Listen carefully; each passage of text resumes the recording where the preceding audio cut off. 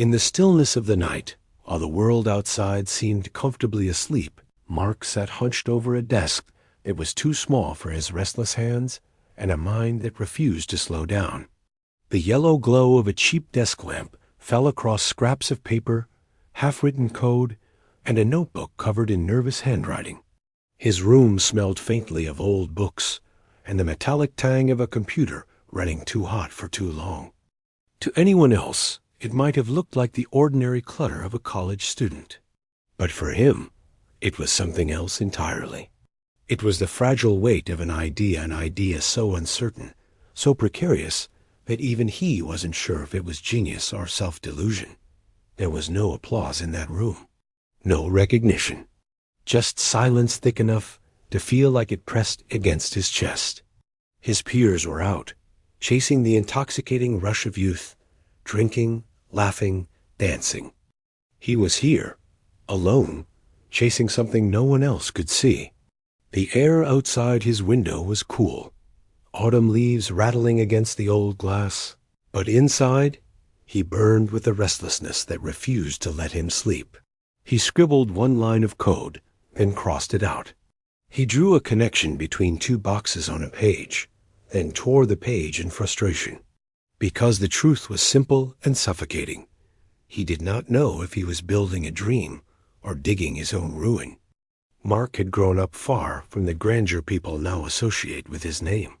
His childhood was comfortable, but never extravagant. His father was a dentist, his mother a psychiatrist, their suburban home steady, but unremarkable.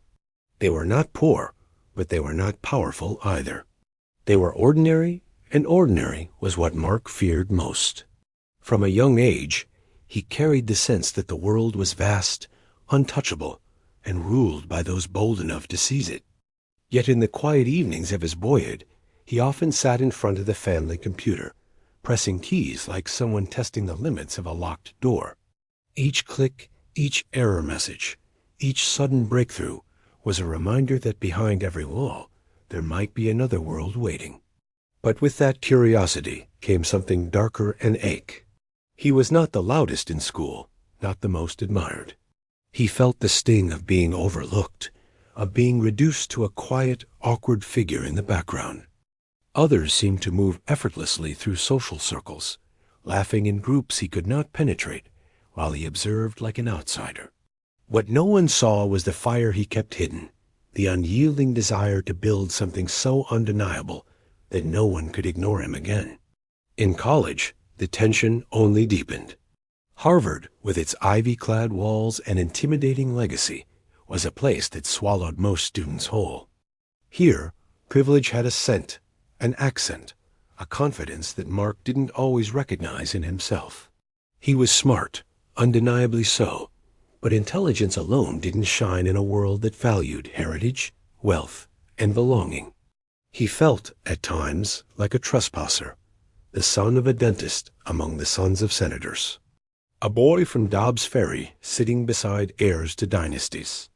He would never say it aloud, but he carried a wound, the wound of invisibility. And every night he coded, every time he pressed another key into existence, he was fighting against that wound. The first step came in silence, almost without ceremony. It wasn't Facebook yet. It wasn't the idea that would engulf the world. It was smaller, messier, almost shameful. He had built something called FaceMash, a crude site born in the frustration of a young man feeling excluded from the endless social games around him. The site compared the faces of fellow students, ranking them. Petty, immature, dangerous. Yet it was the spark, the dangerous first risk. He knew as he uploaded it that he was inviting trouble. He knew it was reckless.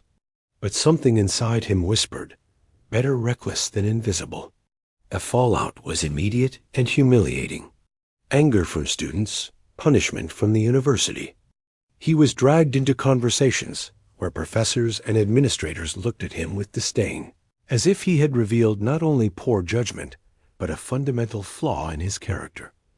He was made to feel like a criminal for daring to experiment. And in some ways, perhaps he was.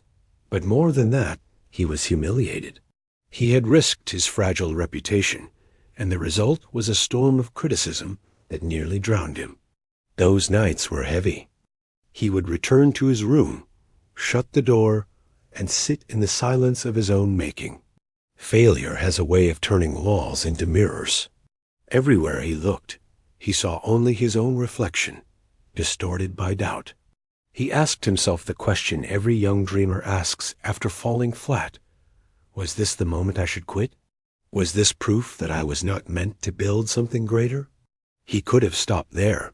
Most would have. Most do. But humiliation, when carried long enough, hardens into something sharper. And in that sharpness, Mark began to carve out the next step. Out of the ashes of face mash came the seed of something different, something less cruel, something that carried the promise of connection rather than mockery. He began to imagine a digital space where students could not only see one another, but exist in a shared web of recognition. A profile, a photo, a network that gave the invisible a place to be seen. It was, in many ways, born from his own ache, the desire to belong, to be acknowledged, to matter in the eyes of others. But beginnings are never clean. They are jagged, and they cut. The moment he decided to push forward, he was struck by doubt. He thought of his parents, who dreamed of him walking a respectable path. A lawyer, a doctor, a professor. They had sacrificed for him, given him the safety to reach Harvard. And here he was, about to gamble that security on a dream that no one else believed in. He heard their imagined voices. Why risk everything? Why waste your education? Why chase shadows when stability is within reach? And then there were his peers. Some mocked him, some dismissed him. Others simply didn't care. And perhaps that indifference was the most painful of all. Because indifference is the death of ambition. Better to be hated than ignored. At least hatred acknowledges your existence. Indifference erases it. So he coded alone, his only companion the glow of the screen. Nights bled into mornings, meals forgotten, lectures skipped. His fingers ached, his eyes burned, but still he pressed on. And when exhaustion whispered that it was enough, he would remember the silence of his childhood, the walls of Harvard's dining halls, filled with laughter he wasn't invited into, the administrators who scolded him, the students who sneered. All of it fueled him. All of it demanded an answer. And then, almost quietly, the first fragile victory appeared. He launched the Facebook in 2004. It was not polished. It was not grand. It was raw, imperfect, and incomplete, but it was alive. And within days, hundreds of students signed up, then thousands. The whispers began in dorm hallways, in libraries, in late-night conversations. Suddenly, people wanted in. Suddenly, they wanted to belong to what he had built. For the first time, Mark felt the taste of something that was neither humiliation nor invisibility. It was validation. Fragile, yes. Uncertain, yes. But intoxicating. He had given form to a hunger people didn't even know they carried. And as he watched the numbers rise, he felt the ground shift beneath him. But even in that victory, shadows lingered. He knew it could all collapse.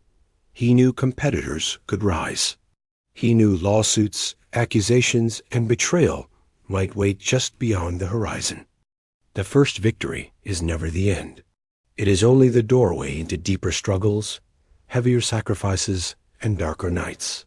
For now, though, he allowed himself to sit in the dim glow of his computer, staring at the growing numbers on the screen. His heart raced, but his expression remained calm. Because beneath it all, he carried a deeper question that would haunt him for years. Was this the moment my life began, or the moment I lost control of it forever? The glow of that first fragile victory did not last long before it became a weight. The more students signed up, the heavier it became, like carrying a fire that could both warm him and burn him alive.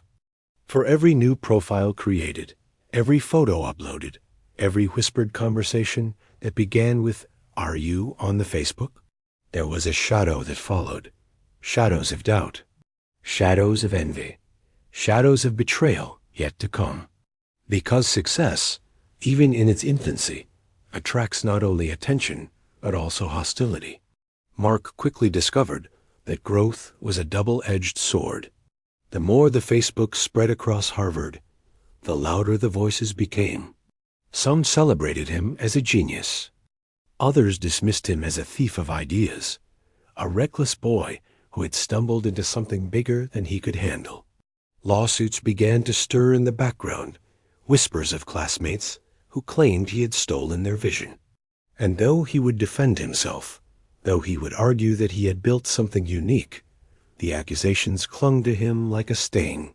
He was 19 years old, and already he felt hunted. Yet in the midst of that turmoil, his ambition grew sharper. The small campus experiment began to leap beyond Harvard's walls. Other universities wanted in. Requests flooded his inbox. The spark had become a fire, and suddenly he was not alone in tending it. His roommate Dustin Moskovitz helped expand the network. Eduardo Severin offered funding, and Sean Parker, the erratic, controversial co-founder of Napster, would soon enter the picture with promises of bigger horizons. But alliances are never simple. Each person brought not only help, but also tension. Eduardo wanted safety, stability, careful growth. Sean wanted speed, chaos, revolution. And Mark wanted something more elusive. He wanted dominance, not for the sake of money, not even for fame. He wanted the kind of power that makes invisibility impossible. He wanted to create something so vast that no one could overlook him ever again. The decision came with a cost. He left Harvard. It was not a clean decision, not one he made with certainty. He knew what it meant to his parents' disappointment, confusion, fear. They had dreamed of telling friends their son was a Harvard graduate. Instead, he became a dropout chasing a website that sounded trivial to anyone who did not feel its pull. He heard the unspoken judgment in every phone call home, every polite pause from family members who could not understand. Why throw it all away?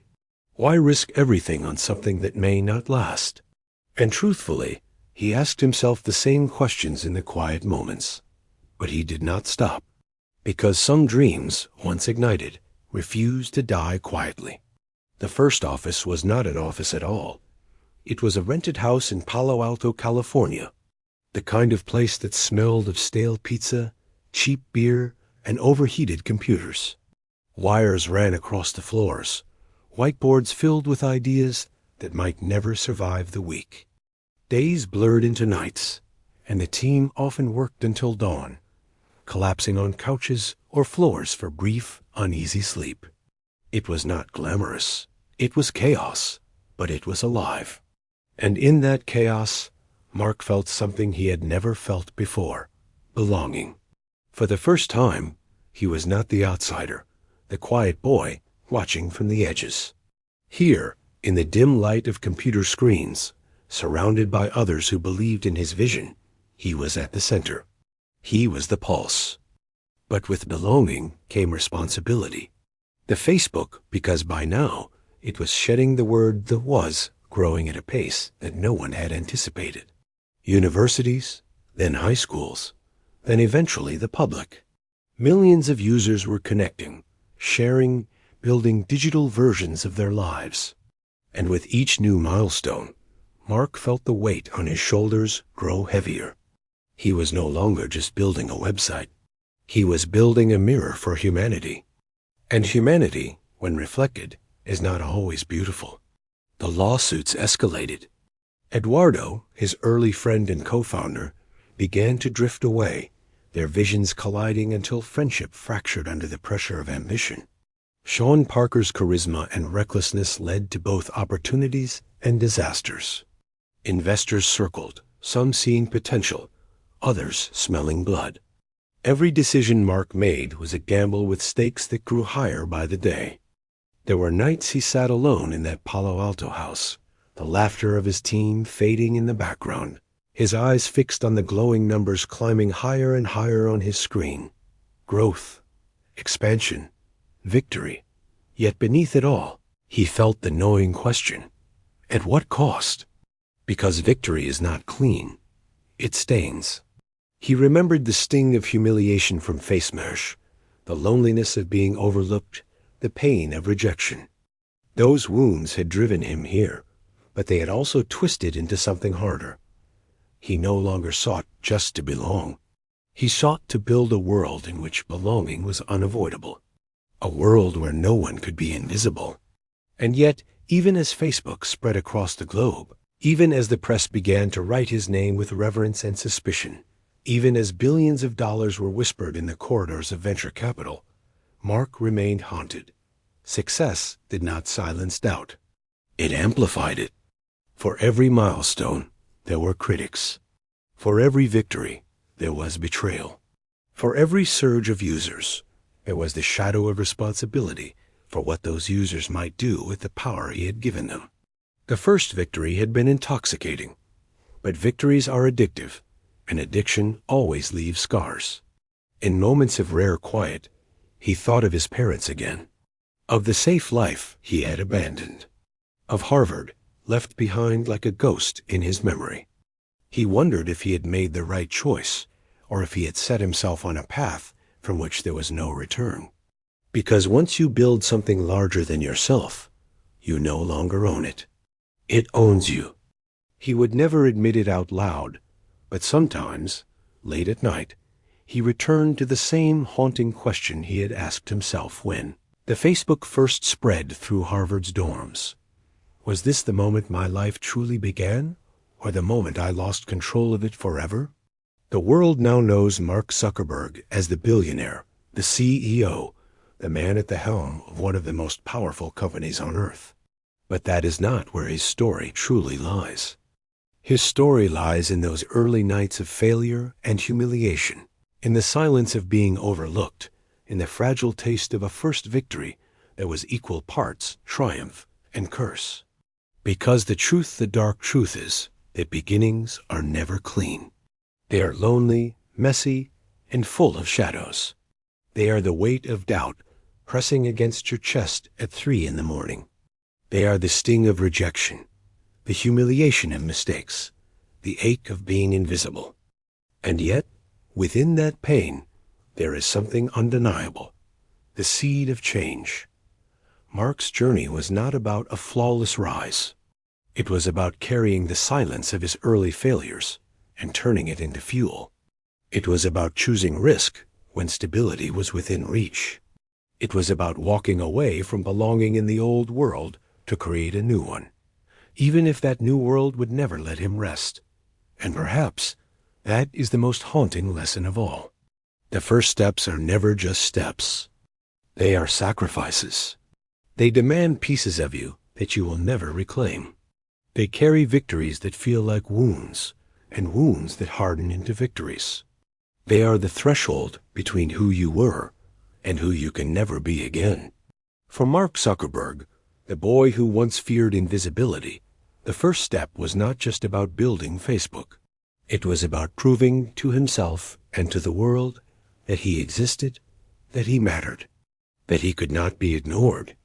But as the years stretched on and Facebook became something larger, something uncontrollable, that old fear transformed into a new one. That in proving his existence, he had created a machine too vast to ever escape. So the story does not end with a clean victory, nor with a fairy tale of happiness. It ends where it began, in the silence of a room, the glow of a computer screen, and the weight of a question that will never fully leave him. Was this the dream he had chased all along, or the ruin he had built with his own hands?